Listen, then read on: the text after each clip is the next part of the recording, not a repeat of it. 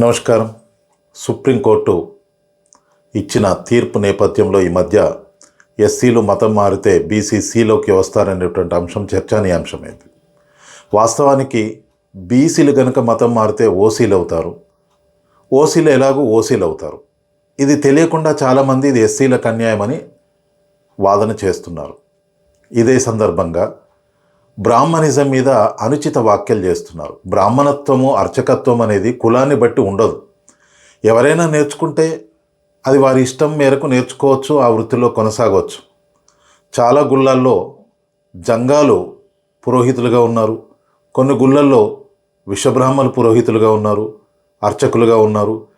ఇలా అనేక రకాల కులాల వాళ్ళు ఉన్నప్పుడు వీళ్ళకు వచ్చిన ఇబ్బంది ఏంది? ఈ వ్యాఖ్యలు చేస్తున్నదంతా కూడా మతం మారినటువంటి ఎస్సీ వాళ్ళే చేస్తున్నారు.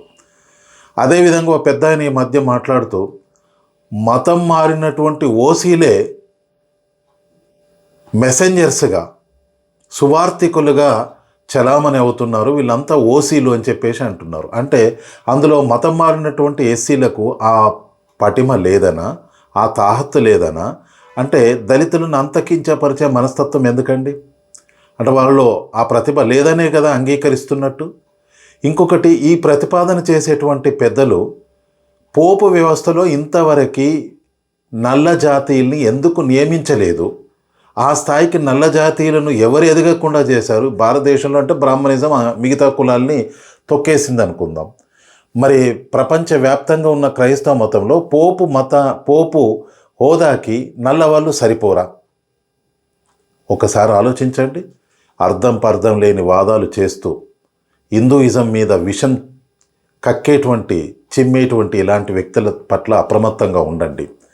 విద్వేషం కాదు కావాల్సింది, వినయం నేర్చుకోవాలి, పట్టుదల నేర్చుకోవాలి. ఒక వృత్తిలో కొనసాగటానికి కావలసినటువంటి అర్హతలు సంపాదించాలి. ముందు అది నేర్చుకోండి. ధన్యవాద్. జై హింద్, జై భారత్.